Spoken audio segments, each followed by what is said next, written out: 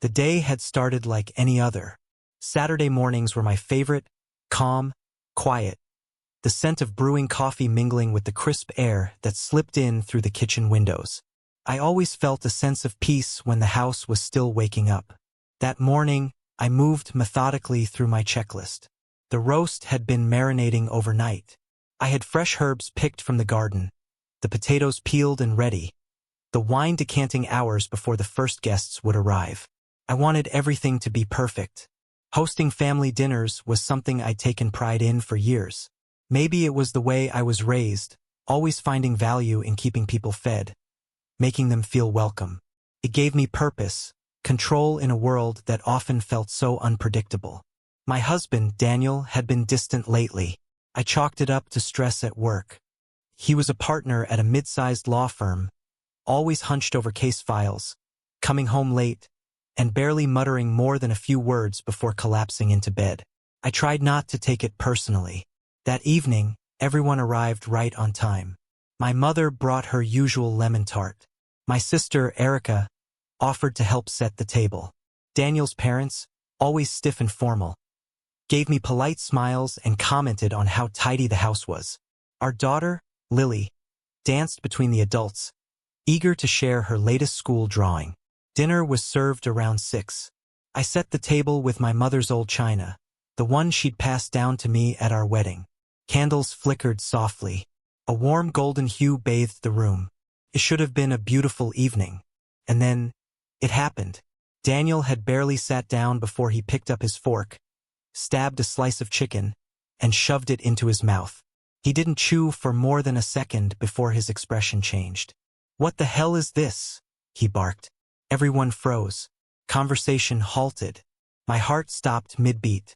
Daniel shoved his chair back, standing abruptly. "It's like you dumped an entire salt shaker on it," he said, loud enough that even the neighbors might have heard. "How hard is it to cook something edible?" I tried to speak, but my voice caught in my throat. "Seriously, do you even taste what you make anymore?" he sneered. Then he grabbed his plate, lifted it with one hand, and hurled it toward the sink. It hit the backsplash with a deafening clang, shattering into pieces. A chunk of chicken slid down the cabinet.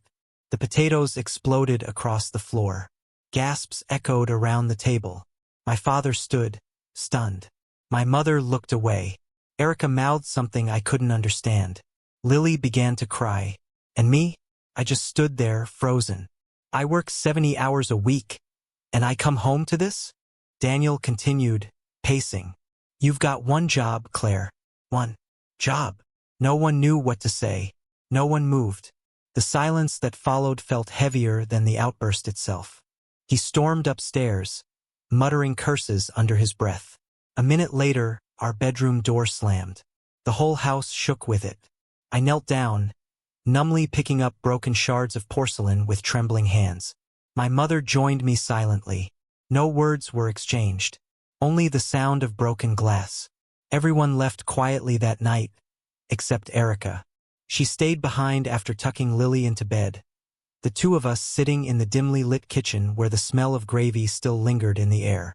"You can't keep excusing this," she said gently, her fingers wrapped around a mug of untouched tea.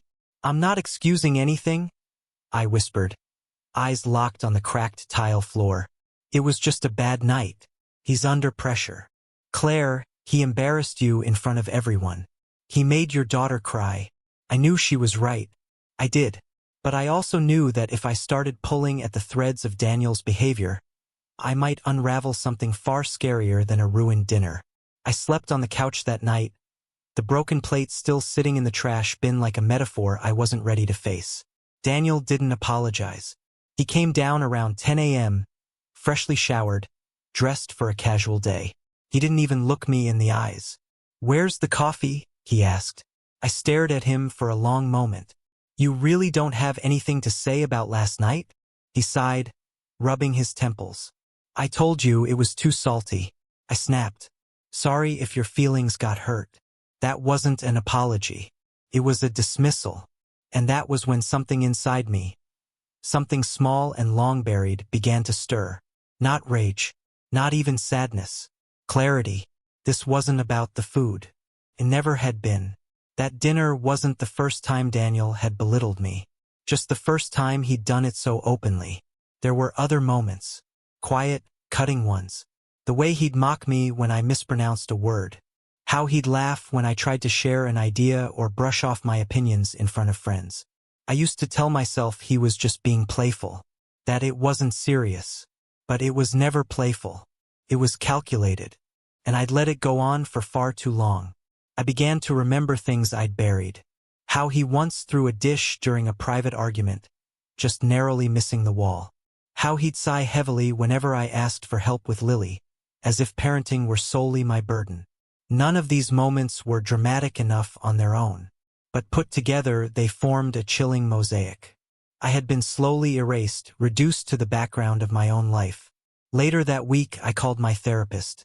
I hadn't seen her in years, but something inside me knew I needed help processing what was happening. Her voice on the other end of the line was calm, reassuring. "Claire," she said, "what happened at that dinner wasn't about seasoning. It was about power, control, and humiliation is often used as a weapon by people who want to break your spirit." Her words stuck with me long after the call ended. That was when I decided to document everything. The small moments, the outbursts, the dismissals, not for revenge, not yet, but because if I ever forgot how it felt, that gut-punch humiliation of standing in front of people I loved while my husband reduced me to nothing, I needed something to remind me, because I couldn't afford to forget. A few days passed after the dinner disaster, and the house slipped back into its strange, suffocating quiet. Daniel acted like nothing had happened, like he hadn't detonated a bomb at the center of our dining table and walked away from the wreckage without a backward glance. He returned to his normal rhythm. Leaving early, coming home late, always tired, always irritable. Except now there was something else, an edge that hadn't been there before. He was more watchful, more reactive, and the silence between us was not peaceful. It was the silence before a storm. I began to see it more clearly. The way he minimized everything, how he rewrote events in our lives so he never looked like the bad guy. The gaslighting wasn't overt. It came in subtle digs. Little distortions of truth. Like the conversation we had the following Friday. We were eating takeout.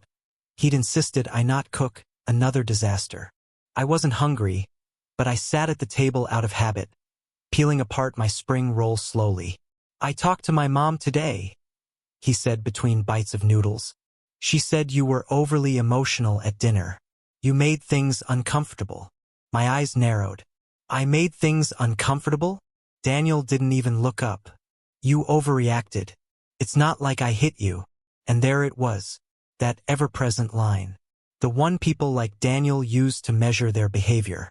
If it's not physical, it's not abuse. But pain isn't always measured in bruises. Sometimes it's in the tightening of your chest when you hear footsteps, in the way you flinch when a voice rises, in the feeling of worthlessness that creeps in one tiny comment at a time. That night, I pulled out my old journals, dusty notebooks shoved in the back of our closet, behind forgotten scarves and mismatched socks. I used to write every day before we got married, before life got too busy. I flipped through pages filled with the giddy, foolish excitement of a younger me, describing Daniel like he was some kind of savior.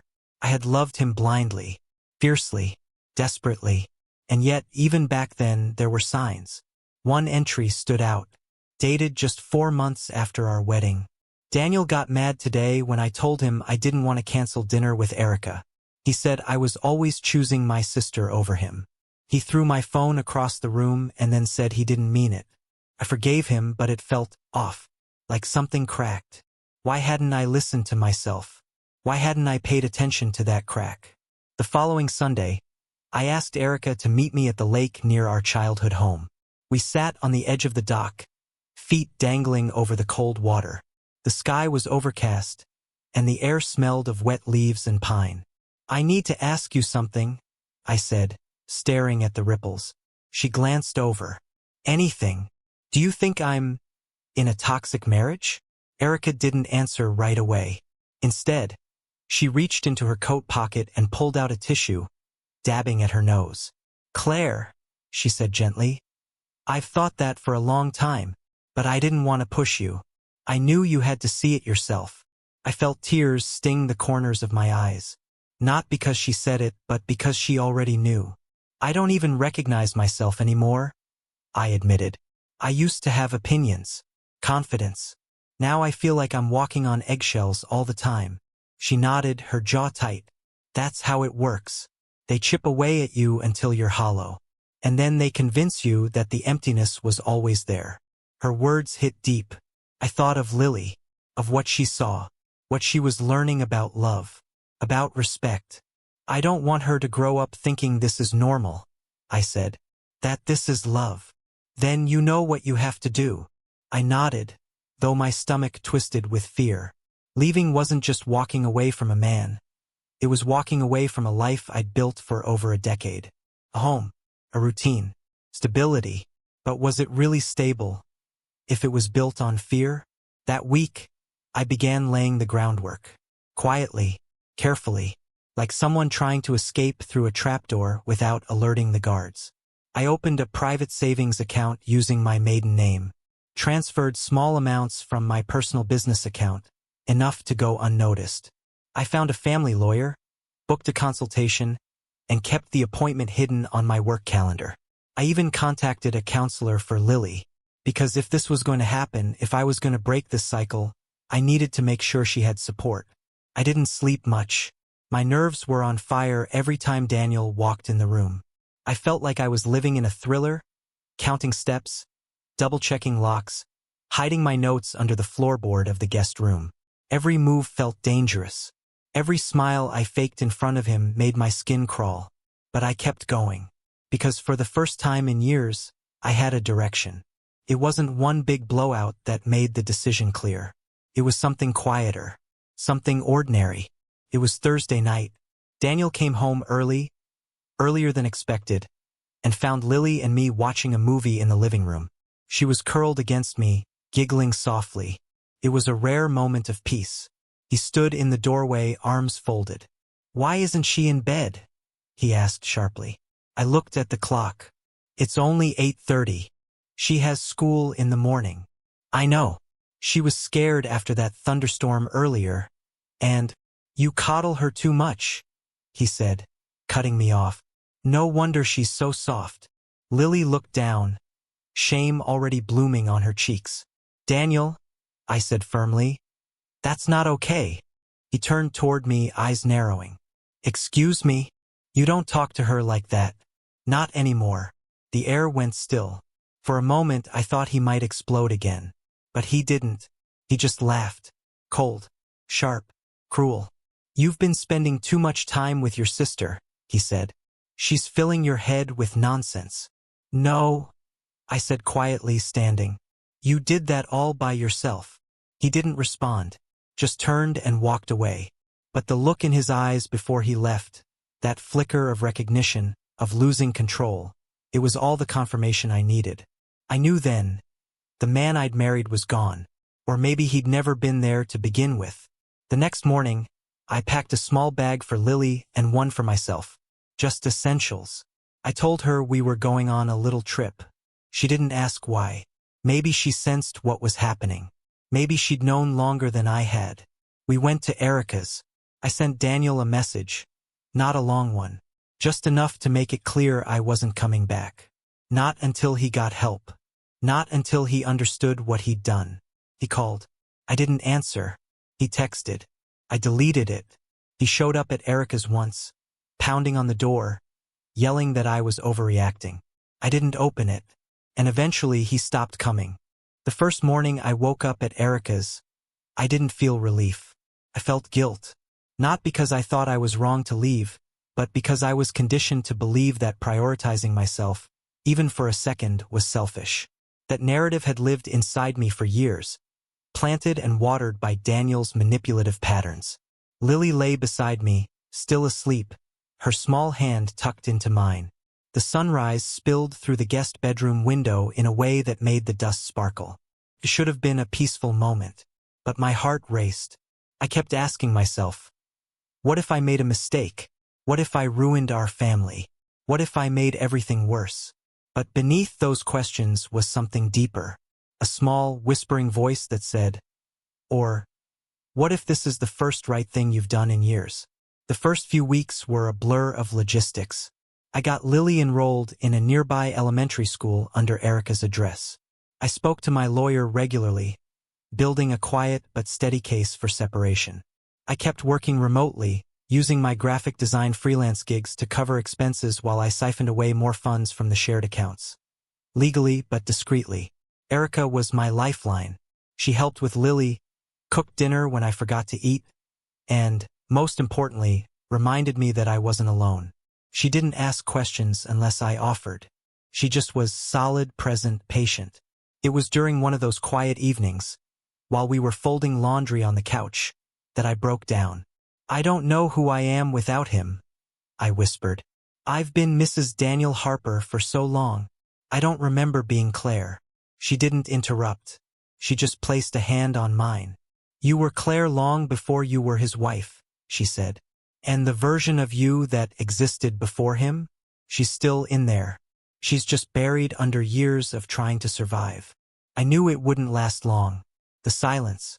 3 weeks after I left, Daniel started reaching out again. At first, it was guilt-laced pleading. Claire, I miss you. I miss Lily. Let's talk. Then, this isn't healthy for her. She needs her father. Then, you're making this harder than it needs to be. Come home. And finally, when none of that worked, the threats. You think you can just take my daughter? Try me. The courts don't look kindly on manipulative mothers. I didn't reply to any of it. My lawyer had advised me not to, but every message made my chest tighten. Not out of fear, but exhaustion. I had seen this cycle too many times. It was the same pattern that had ruled our entire marriage. Charm, control, guilt, rage, repeat. This wasn't a man looking for reconciliation. This was a man losing control and panicking. And this time I refused to go back. I was more afraid to talk to Lily than I had been to talk to my lawyer. How do you explain to an 8-year-old that the man she calls daddy isn't someone you can trust anymore? But she surprised me. We were coloring in the living room, her drawing a castle, me shading in a unicorn's mane, when she suddenly said, Mommy, are we ever going back to our old house? I set my crayon down. Why do you ask that, sweetheart? She shrugged. I heard you on the phone, with that lady who talks like a robot. She meant the lawyer. I took a deep breath. No, baby, we're not going back. I know it's hard, but that house wasn't safe for us anymore. She was quiet for a while. Then she said, I didn't like it when Daddy yelled at you. He scared me. That cracked something inside me. I scooped her into my arms and held her tighter than I ever had before. I'm so sorry, I whispered. I should have left sooner. A month after leaving, I started therapy. Real therapy. The kind where you sit in an office that smells like peppermint tea and burning sage, and you're forced to look at yourself without the filter of denial. My therapist was a woman in her 50s, soft-spoken but sharp. Her name was Maya. The first time I told her about the dinner, the thrown plate, the humiliation, the silence afterward, she didn't look shocked. I hear stories like yours every day, she said gently. It always starts with little things. Jokes at your expense. Snide remarks. Slowly conditioning you to believe that you're less than him. Why do they do it? I asked. What do they gain from making us feel so small? Control, she replied. They mistake dominance for love, and they thrive on your silence. Her words stayed with me, and little by little I began to speak more. About the way Daniel would ignore me at social gatherings, only to berate me afterward for embarrassing him. About how he'd control the money, claiming I wasn't good with finances, even though I'd run a business for years. About how I learned to anticipate his moods like weather patterns. If the door slammed a certain way, I knew it was going to be a bad night. Telling these truths out loud was like excavating a buried part of myself. Each story I told brought me closer to the surface. One evening, I received a call from Daniel's mother. I almost didn't answer. Claire, she said, her voice quiet. I'm not calling to defend him. That caught me off guard. I just want you to know. I saw what happened that night. I didn't say anything, and I regret that. I didn't know how to respond. She continued, he learned that behavior from somewhere. His father wasn't much better. But that doesn't excuse it. I hope you do what's best for you and Lily. I truly do. It wasn't an apology, but it was more than I expected. And it reminded me, even in the messiest stories, some people surprise you. 2 months after I left, I found myself walking through a small bookstore in town, one I hadn't visited in years. Lily was at a playdate, Erica was working late, and for the first time in what felt like forever, I was alone, not to hide but to breathe. I bought a novel. Nothing special. A quiet story about a woman who opens a flower shop in a coastal town. When I got home, I made tea, curled up on the couch and started reading. No screaming, no threats, no tension, just quiet. And in that silence, I realized something. Peace isn't always loud. Sometimes, it's the absence of fear. Spring came late that year. The days were longer, but the warmth lagged behind, as if even the weather was hesitant to change. And in a way, so was I. Though I was technically safe now, away from Daniel's anger and control, a strange sort of anxiety hung over me, like a fog I couldn't shake. Because the hardest part wasn't leaving. It was proving I had a right to. My lawyer warned me early on, don't expect him to go quietly. And he didn't. When Daniel was officially served with separation and custody paperwork, he retaliated immediately, filing his own motion for primary custody, claiming I had abducted Lily and removed her from a stable home without justification. Stable? That word rang bitter in my ears. According to his filings, I was emotionally unstable, erratic, and easily influenced by outside parties. A thinly veiled jab at Erica. He even claimed I'd been coaching Lily to fear him. When I read the documents, my hands shook. It was like he'd weaponized every intimate part of our life, twisted our struggles into ammunition. I sat with my lawyer, reviewing our case. She remained calm. We've built a solid narrative, she said. We have character references, therapy documentation, and recorded incidents of verbal abuse. His pattern is clear, but we'll need to be composed. Judges don't want drama. They want stability. I nodded, swallowing my rage. This wasn't just about winning. It was about protecting Lily. And I couldn't afford to get emotional. Not now. The judge didn't want Lily to testify. She was only 8, and it's standard to shield children from courtroom trauma. But she did request an evaluation, a guardian ad litem, appointed to interview Lily, me, and Daniel separately, and make a recommendation to the court. I prepared Lily the best I could without leading her. I told her, just be honest. Say how you feel. No one is mad at you for telling the truth. She looked up at me, her big brown eyes so full of quiet understanding. I don't like it when Daddy gets mad, she whispered. He makes you small. It broke me. The guardian, a kind woman named Janine, spent over 2 hours with Lily. They talked, played, and drew pictures. When she left, she gave me a quiet nod. She's very bright, Janine said, and very aware. The courtroom was cold, sterile, and intimidating. Rows of benches, a solemn judge, and the ever-present echo of shuffled papers and murmured legal terms. Daniel sat across from me, flanked by his attorney. He looked the same, impeccably groomed, expression neutral, but his eyes still held that calculating glint. He testified first. Calm, charismatic. He painted himself as a loving father, trying to hold his family together while his emotional wife fell apart. He's an excellent actor, my lawyer whispered, but that won't last. Then came my turn. I told my story plainly. No embellishment, just truth. I spoke about the dinner, the thrown plate, the mocking laughter, the stunned silence that followed.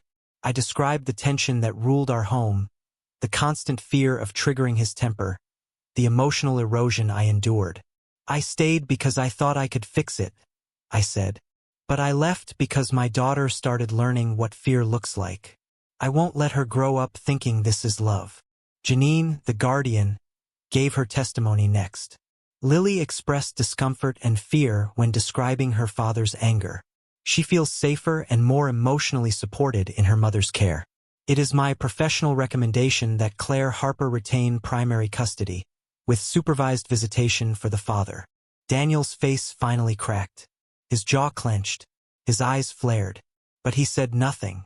And when the judge ruled in my favor, awarding me full physical custody and him only supervised visits, I finally breathed. It wasn't victory. It was vindication. The ruling changed everything. And yet, nothing. Daniel didn't take it well. He sent more messages. Rants laced with bitterness, blame, and backhanded insults.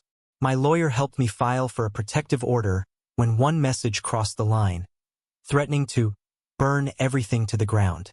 It was granted. He stopped after that. Maybe because the law was watching now. Maybe because he realized his control had finally slipped for good. Lily adjusted better than I expected.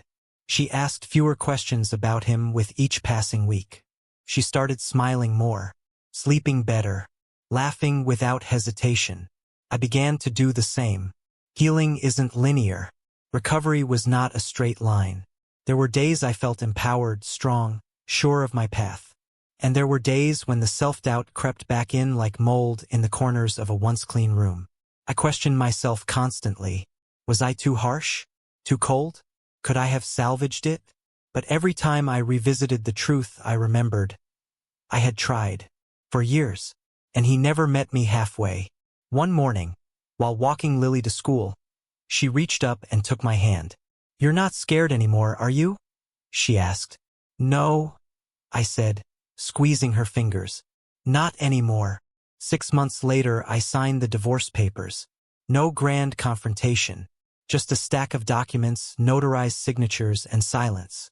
Erica threw me a freedom brunch with waffles, champagne, and a hand-painted sign that said, "You did the hard thing." I laughed more that day than I had in years. Life wasn't magically perfect. I was still working 2 jobs to make ends meet, still attending therapy, still learning how to trust myself again. But I was living, really living, not just surviving. That night, I wrote a letter to myself. To the woman who had once stood in that kitchen, humiliated by the man she thought would protect her. You didn't deserve that. You weren't being dramatic, or sensitive, or too much. You were enough, and you were brave enough to walk away. That is your legacy, not the pain, but the escape from it. There's a moment, months, maybe even years, after leaving something toxic when you stop looking over your shoulder. When you stop anticipating the next hit, the next insult, the next betrayal. I didn't realize I'd reached that moment until one ordinary Saturday morning. Lily was outside with her friend Mia, giggling as they raced their bikes up and down the sidewalk. I stood at the kitchen sink, rinsing out a coffee mug, when I heard her laugh float through the open window, unrestrained, free, and I smiled.